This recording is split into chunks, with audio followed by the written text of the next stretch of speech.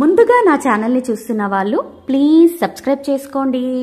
ఇక ఇవాల్టి సీరియల్లోకి వెళ్తే అగ్నిదేవ్ సూరమ్మని రాడ్తో కొట్టాలి అనుకుంటాడు. ఆ రాడ్ని చూసిన శివదేవయ్య సూరమ్మని పక్కకు తోయగానే ఆ రాడ్ శివదేవయ్యకి తగులుతుంది. తలకి గాయం కావడంతో శివదేవయ్య స్పృహలు కోల్పోతాడు. ఆ తర్వాత అగ్నిదేవ్ని పోలీసులు తీసుకుని వెళ్తారు. సూరమ్మ భయంతో అగ్నిదేవ్ని పోలీసు పట్టుకున్నారు అన్న విషయం తెలియక అక్కడి నుంచి పారిపోతుంది. తర్వాత శివదేవయ్యను హాస్పిటల్లో జాయిన్ చేస్తారు. డాక్టర్ అతన్ని చెక్ చేసి కట్టు కడతాడు. బయట పున్నమి పృథ్వీలు డాక్టర్ కోసం వెయిట్ చేస్తూ ఉంటారు. వకీల్ సాబ్, నాన్నకి ఏదన్నా అవుతుందేమోనని భయంగా ఉంది అని పున్నమి అంటూ ఉంటే, మీ నాన్నకి ఏమీ కాదు, నువ్వు అస్సలు టెన్షన్ పడకు అని పృథ్వీ ధైర్యం చెప్తూ ఉంటాడు. అక్కడే వినాయకుని విగ్రహాన్ని చూసిన పున్నమి దేవుడికి దండం పెట్టుకుని నాన్నకేమీ జరగకూడదు అని ప్రార్థిస్తూ ఉంటుంది. అంతలోనే డాక్టర్ బయటికి వస్తారు. డాక్టర్ గారు, ఎలా ఉంది శివదేవయ్య గారికి అని పృథ్వీ అడగగానే, తలకి బలమైన దెబ్బ తాకిద్ది, కానీ ఇప్పటికైతే తను పర్వాలేదు, కట్టు కట్టేశాను, జాగ్రత్తగానే ఉన్నాడు, కానీ స్పృహలో లేడు అని డాక్టర్ చెప్తాడు. మేము వెళ్లి తనని చూడొచ్చా అని పున్నమి అడుగుతూ ఉంటే, వెళ్లి చూడండి అని డాక్టర్ పర్మిషన్ ఇస్తాడు. ఇంత లోపల శివదేవయ్య బ్రెయిన్ లోపల కమలి ఉన్నప్పుడు ఇంటికి మంటలు అంటుకోవడం, శివదేవయ్య తల మీద రాయి పడడం ఇవన్నీ గుర్తుకు చేసుకుని షాక్ తో లేసి కమలి కమలి అని అరుస్తూ ఉంటాడు. నాన్న ఏమైంది ఏమైంది ఏమైంది అనుకుంటూ పృథ్వీ పున్నమి ఇద్దరు లోపలికి వస్తారు. శివదేవయ్య మాత్రం అరుస్తూనే ఉంటాడు. లేచి కూర్చొని, తన వల్లే నా భార్య నా బిడ్డ నాకు దూరం అయిపోయారు, తన వల్లే అని అరుస్తూ ఉంటాడు. ఎవరి వల్ల నాన్న, ఎవరి వల్ల, ఏమైంది డాక్టర్ రండి చూడండి అని డాక్టర్ని కూడా తీసుకుని వస్తారు. ఒరే అగ్నిదేవ్, నిన్నస్సలు వదిలిపెట్టానురా. నా భార్యను అతి కిరాతకంగా చంపినందుకు, నా బిడ్డను నాకు దూరం చేసినందుకు నిన్ను ముక్కలు ముక్కలుగా చంపేస్తానురా, నరికేస్తానురా, నిన్ను వదిలిపెట్టనురా అని శివదేవయ్య అరుస్తూనే ఉంటాడు. పున్నమి ఏమీ అర్థం కాక నానా అని షాక్ తో చూస్తూ అంటూ ఉంటుంది. ఒరే అగ్నిదేవ్, వస్తున్నాను, నువ్వు కుక్క చావు చస్తావు రా, వస్తున్నాను అని బెడ్ మీద నుంచి లేచి వెళ్లిపోతుంటే, ఆగండి నాన్న ఆగండి అని చెప్పేసి పున్నమి పృథ్వీలు శివదేవయ్యను ఆపుతారు. తర్వాత శివదేవయ్య పున్నమిని పృథ్వీని చూస్తూ, నువ్వు పున్నమి కదా, నువ్వు పృథ్వీ కదా అని అడుగుతూ ఉంటాడు. అవును నాన్న, అవును అంకుల్ అని చెప్పేసి వాళ్ళు అంటూ ఉంటారు. అసలు నేను ఇక్కడెందుకున్నాను, నాకు ఈ తలకు గాయమేంటి, అసలు ఏం జరిగింది అని శివదేవయ్య అంటూ ఉంటే, ఇంతకుముందు మీకేం జరిగిందో నాకు తెలియదు, కానీ ఇప్పుడు మాత్రం మీకు తలకు దెబ్బ తాకడం వల్ల మీ గతం మీకు గుర్తుకు వచ్చింది అని డాక్టర్ అంటాడు. అసలు నాకు ఏమైంది డాక్టర్ అని శివదేవయ్య అంటుంటే, అవును నాన్న, ఇన్ని రోజులు మీరు గతం మర్చిపోయారు, అందుకే మీ భార్యను చంపిన ఆ అగ్నిదేవుని క్షమించి వదిలిపెట్టారు.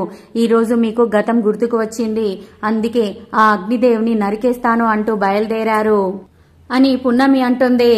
అవును మామయ్య, అసలు ఏం జరిగిందంటే అని పృథ్వీ జరిగిందంతా ఎక్స్ప్లెయిన్ చేస్తాడు. ఆ దుర్మార్గుడు నా భార్యనే కాకుండా నా కన్న తల్లిని కూడా పొట్టన పెట్టేసుకున్నాడమ్మా. అసలు మా అమ్మ బదులు నేను కూడా చనిపోయి ఉంటే చాలా బాగుండేది అని శివదేవయ్య కుమిలి ఏడుస్తూ ఉంటే, నాన్న ఏడవకండి, మీరేడుస్తుంటే నాకు ఏడుపొస్తుంది అని పున్నమి ఓదార్స్తూ ఉంటుంది. పున్నమి అన్న ఒక్క మాటతో శివదేవయ్య కొంత ఊరట చెందుతాడు. ఏ జన్మ సంబంధమో ఏ జన్మ రుణమోనమ్మా, కానీ నీకు నాకు ఏ సంబంధము లేదు, మీ కుటుంబంతో నాకు ఎటువంటి బంధము లేదు, అయినా కూడా నువ్వు నన్ను చాలా ఎక్కువగా ప్రేమిస్తూ ఉంటావు, అందుకే కన్న కూతురి కంటే ఎక్కువ త్యాగం చేసి నన్ను నిర్దోషిగా బయటికి తీసుకుని వచ్చావు. అసలు నీకు ఏమిచ్చి నేను రుణం తీర్చుకోనమ్మా అని శివదేవయ్య రెండు చేతులు జోడించి మొక్కుతూ ఉంటే, పున్నమి ఆ చేతులను ఆపి, నాన్న, రుణాన్ని తీర్చుకోవడానికి మనది రుణానుబంధం కాదు నాన్న, తండ్రి కూతుర్ల బంధం.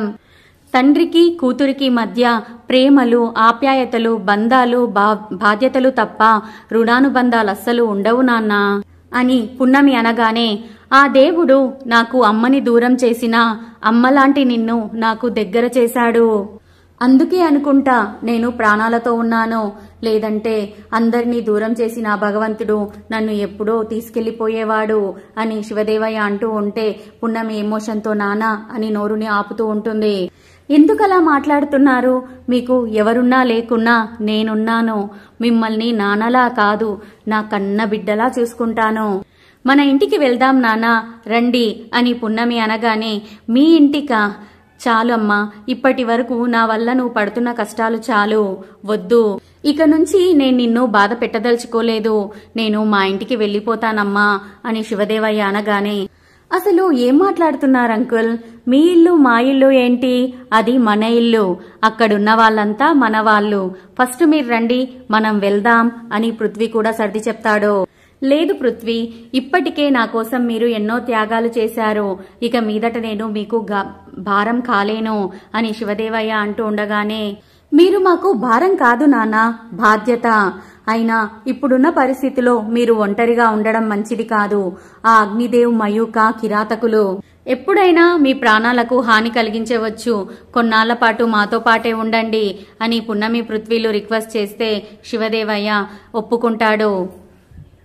నెక్స్ట్ సీన్ లో శృతి, కళావతి, కళాధర్ హాల్లో ఉంటారు. శృతి, కళావతి అటు ఇటు టెన్షన్ గా తిరుగుతూ ఉంటారు. ఇంకా అటు సైడ్ నుంచి కాల్ రాలేదేమిదమ్మా, ఇంతసేపు అవుతుంది అని శృతి అనగానే, నేను కూడా ఇక్కడే కదే ఉన్నాను, నాకు మాత్రం ఏం తెలుసు అని కళావతి విసుక్కుంటుంది.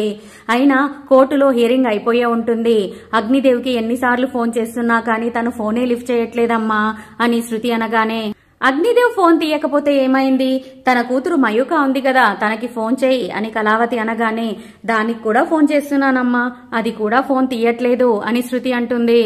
నాకు తెలిసి ఆ శివదేవయ్యకి శిక్ష పడి ఉంటుంది, ఆ ఆనందంతో తండ్రి కూతురిద్దరూ సెలబ్రేట్ చేసుకుంటున్నారేమో, అందుకే ఫోన్ తీయట్లేదేమో, అంతే అయ్యుంటుంది అని కళావతి అంటుంటే శృతి మాత్రం టెన్షన్ గా ఆలోచిస్తూనే ఉంటుంది. ఏమో, నాకైతే ఆ శివదేవయ్యకి శిక్ష పడలేదేమో అనిపిస్తుంది అని కళాధర్ అనగానే, ఏం నోరయ్యా అది, నీ నోట్ నుంచి ఒక్క మంచి మాట కూడా రాదు కదా, ఛా అని కళావతి విసుక్కుంటూ ఉంటుంది. అమ్మా, నాకు తెలిసి నువ్వు చెప్పిందే నిజమై ఉంటుంది, అందుకే సంతోషంతో అగ్నిదేవ్ గారు, బాధలో ఉన్న ఆ పున్నమి ఇద్దరు ఫోన్ తీయట్లేదనుకుంటాను అని శృతి అంటుండగానే పృథ్వీ వాళ్ళ కార్ ఇంటికి వచ్చేస్తుంది.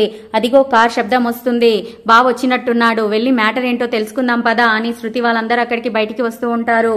ఇంతలో జనార్దన్, సావిత్రి కూడా బయటికి వచ్చేస్తారు. అక్కడ శివదేవయ్య ఇంటి ముందలికి వచ్చి నిలబడతాడు. తరువాత పృథ్వీ వాళ్ళ అమ్మా నాన్నల్ని శివదేవయ్యకి పరిచయం చేస్తారు. ఇద్దరికి ఒకరికొకరు నమస్కారాలు చెప్పుకుంటారు. ఇదంతా చూస్తున్న శృతి ఫ్యామిలీ మాత్రం చాలా రగిలిపోతూ ఉంటుంది. ఆ దేవుడు నాకు పసి వయసులోనే తల్లిదండ్రులని దూరం చేసినా ఆ బాధ నాకు తెలియకుండా ఉండడం కోసం ఈ దేవుణ్ణి నాకు తండ్రిని చేశాడు అని పున్నమి అంటూ ఉంటే శివదేవయ్య పున్నమిని ప్రేమగా చెంప మీద నిమురుతూ, రుణానుబంధ రూపేణ పశుపతి సుపుత్ర అంటారు. రుణం ఉంటేనే తప్ప ఎవ్వరూ మన జీవితంలోకి రాలేరు. ఏ జన్మ రుణానుబంధమో, ఈ తల్లి నా కూతురయింది, బిడ్డలు లేని నన్ను తండ్రిని చేసింది అని శివదేవయ్య మాట్లాడుతూ ఉంటే, ఈయనకు అమాయకంగా ఉంటాడు, మాటలు కూడా సరిగ్గా మాట్లాడలేడు అని నేను విన్నాను, కానీ ఈయనేంటో మొత్తం పరిపక్వత ఉన్నట్టుగా మాట్లాడుతున్నాడు అని సావిత్రి జనార్దన్ని అడుగుతూ ఉంటే, అవును, నాకు కూడా అదే డౌట్గా ఉంది అని జనార్దన్ అంటాడు. మీరేదో కేసులో ఇరుక్కున్నారని, జైల్లో అవస్థలు పడుతున్నారని వీళ్ళందరూ అనుకుంటూ ఉంటే అంత మంచి మనిషికి ఇంత పెద్ద శిక్ష ఏంటి అని నేను మనసులో అనుకునేదాన్నండి. ఆ దేవుడి దయ వల్ల మీరు తిరిగొచ్చారు అని సావిత్రి అంటూ ఉంటే, ఆ దేవుడి దయ వల్ల నేను తిరిగి రాలేదమ్మా, ఇదిగో నువ్వు నవమాసాలు మోసి కన్న నీ బిడ్డ పృథ్వీ దయ వల్ల నేను తిరిగొచ్చాను. ఇంత గొప్ప మనసున్న మనిషిని, ఇంత గొప్ప వ్యక్తిత్వం ఉన్న వ్యక్తిని నేను నా జీవితంలోనే చూడలేదమ్మా అని శివదేవయ్య అంటూ ఉంటే జనార్దన్, సావిత్రి ఎంతో ఉప్పొంగిపోతారు. అదంతా మీ అభిమానం అంకల్ అని పృథ్వీ అంటుండగానే, మీ పరిచయ కార్యక్రమాలు అయిపోతే అసలు ఆయన్ని ఇంటికి వెళ్ళనీయకుండా ఇక్కడికెందుకు తీసుకొచ్చినట్టు అని కోపంగా శృతి అడుగుతూ ఉంటే, మయూక తన తండ్రికి శిక్ష పడ్డది అన్న కోపంలో ఉంది.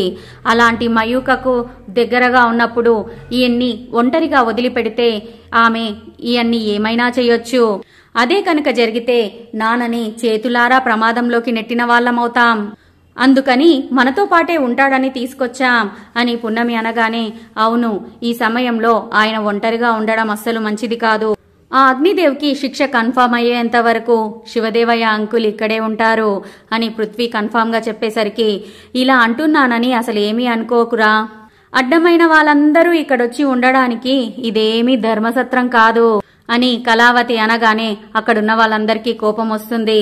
కళావతి, ఇంటికొచ్చిన అతిథులతో ఇలాగేనా మాట్లాడేది అని సావిత్రి అనగానే అత్తయ్య అసలేం మాట్లాడుతున్నావు అని పృథ్వీ కోపంగా అడుగుతాడు. అవును పృథ్వీ, ఆయనకేమన్నా ఇల్లు వాకిలి లేదా అసలు ఇంట్లో ఉంచుకోవడానికి? ఇవన్నీ మనం మన ఇంట్లో ఉంచుకుంటే ఆ మయూక మన ఇంట్లో వాళ్ళకి ఏదైనా కష్టం కలిగిస్తే, ఎవరికైనా ఏదైనా జరిగితే దాని బాధ్యత ఎవరు తీసుకుంటారు అని కళావతి నిలదీస్తుంది. నేను తీసుకుంటాను ఆ బాధ్యత అని పున్నమి అనగానే, అమ్మా పున్నమి, ఎక్కడుండాల్సిన వాళ్ళు అక్కడుంటేనే మంచిగుంటుందమ్మా. అలిగి అక్కింటికి చెడి చెల్లెలింటికి వెళ్ళొద్దు అని అంటుంటారు. పిల్లనిచ్చిన ఇంటికైతే అస్సలు వెళ్ళకూడదు అని అంటుంటారమ్మా. నువ్వు నా కూతురులాంటి దానివి, అంటే ఇది నా వియ్యంపుల ఇల్లు, అలాంటప్పుడు నేను ఇక్కడికి అస్సలు రాకూడదు అని శివదేవయ్య ఫీల్ అవుతూ ఉంటాడు.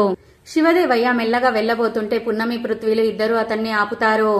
అయినా ఆయన దానిలో తప్పేముంది బావా, అతను ఎక్కడున్నాడో అక్కడికి తీసుకెళ్లి వాళ్ళ ఇంటి దగ్గరే అతన్ని దించేసి రండి అని శృతి అనగానే, శృతి ఎవరి గురించి ఏం మాట్లాడుతున్నావు? 1000 కోట్ల ఆస్తులు, 100 ఎకరాల పొలాలు, 100 ఊర్ల ప్రజల సపోర్ట్ ఉన్న వ్యక్తి గురించి ఇంత హీనంగా మాట్లాడతావా అని పృథ్వీ అంటుంటే, అది కాదు బావా అని శృతి ఏదో చెప్పబోతుంటే, ఇక చాలు ఆపు. ఆయనకేమన్నా గతి లేక మన ఇంటికి వచ్చారు అనుకుంటున్నావా? మేము బతిమలాడితే వచ్చాడు. ఆయనకున్న హోదాకి, ఆయన కాలి గోటికి కూడా మనం సరిపోము. మనల్ని మన ఆస్తిని నిలబెట్టి కొనే అంత కెపాసిటీ ఉన్న వ్యక్తి ఆయన. కేవలం పున్నమి మీద ఉన్న ప్రేమతో పున్నమి మాటని కాదనలేక వచ్చారే తప్ప ముష్టి మనం పెట్టే 3 ముద్దల కోసం కాదు. ఒక్క మాటలో చెప్పాలి అంటే, నన్ను పెంచిన తండ్రి, ఆయన ఆస్థానంలో మేము ఎంప్లాయీస్ గా బ్రతికాం. వాళ్ళు ఇచ్చిన జీతంతోనే ఇంతవరకు ఇదికొచ్చాం. వాళ్ళ చల్లని నీడలో ఎదిగాం. ఈ రోజు నేను ఈ స్థాయిలో ఉండడానికి కారణం వాళ్ళు పెట్టిన భిక్ష. అలాంటి దేవుడి గురించి ఇంకొక్క మాట తప్పుగా మాట్లాడినా ఇంట్లో నుంచి వెళ్లాల్సింది ఆయన కాదు, మీరు అని పృథ్వీ గట్టిగా వార్నింగ్ ఇస్తాడు. శృతి కళావతి చాలా షాక్ అయిపోతారు. ఎంత మాట అన్నావురా, మేనత్త అని చూడకుండా మమ్మల్ని ఇంట్లో నుంచి వెళ్లిపోమంటావా? అవునరా అవును, ముందొచ్చిన చెవుల కంటే వెనుకొచ్చిన కొమ్ములు వాడి అని చెప్పి అయినోళ్ళందరినీ దూరం చేసుకుని పరాయోళ్ళని దగ్గర చేసుకుంటున్నావు. ఛ, అంతా నా కర్మ. నా మొగుడే చక్కగా ఉంటే ఈ పుట్టింట్లో పడుండాల్సిన కర్మ నాకెందుకుండేది? జరిగిన అవమానం సరిపోలా, వెళ్దాం పదండి అని కళావతి, శృతి, కళాధర్ ముగ్గురు ఇంటి లోపలికి వెళ్లిపోతారు. ఎందుకు పృథ్వీ వాళ్ళని బాధ పెట్టావు? వాళ్ళ అన్నదానిలో కూడా న్యాయం ఉంది కదా అని శివదేవయ్య అనగానే, ఏంటి అంకుల్ అలా అంటున్నారు? ప్రతి మనిషిలోనూ మంచిని వెతికే మంచి మనస్తత్వం ఉన్న వ్యక్తి మీరు. మిమ్మల్ని అర్థం చేసుకునే అంత గొప్ప మనసు వాళ్ళకి లేనేలేదు. వాళ్ళ గురించి మీరేం బాధపడకండి అని పృథ్వీ అంటుండగానే సీరియల్ అయిపోతుంది. నా సీరియల్ కనుక మీకు నచ్చినట్టయితే please subscribe my channel, give 1 like. Thank you so much friends. Bye bye.